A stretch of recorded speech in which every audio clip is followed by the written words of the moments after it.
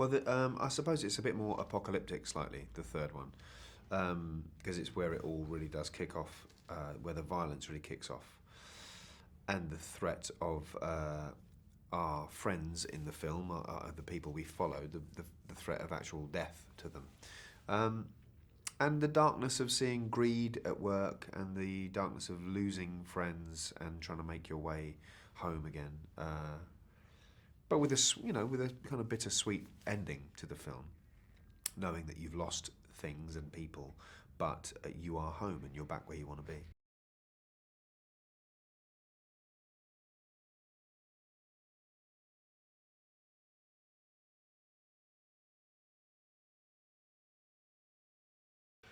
Well, it's longer. I think the battle in this, given that it's the centerpiece of the film, is I don't know. It seems to be like as long as any battle I've seen in a film. I think maybe Saving Private Ryan beats it. I don't know, but it just kind of keeps coming, and it's testament to Peter that he can sustain that over that time, and I think he does that by always letting you know what the cost to characters are. Characters that you've been following for the previous two movies.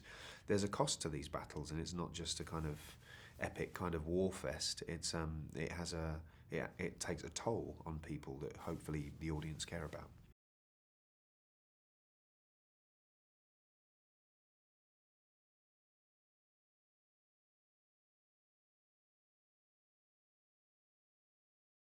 He does. He's always been very, very good at that, I think, in Lord of the Rings films as well.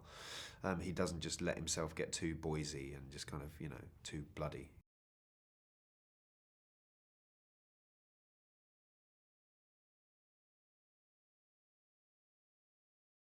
I was always blown away by just the sets that they built. I mean, the sets that nature built in New Zealand were amazing. Like the real stuff was staggering. But the man-made stuff was sort of almost as impressive for me. Building Lake Town. For instance, when I was first on that set in Stone Street, I just couldn't believe it. And every set seemed to surpass the previous one. The job that was done there by the folks that did that was incredible, because every single set you thought any film I'll ever do again would be really lucky to have one of these. I mean, really, really pleased to have one of these. And every 2 weeks we had a different world in the studio, and yeah, that was very, very impressive always.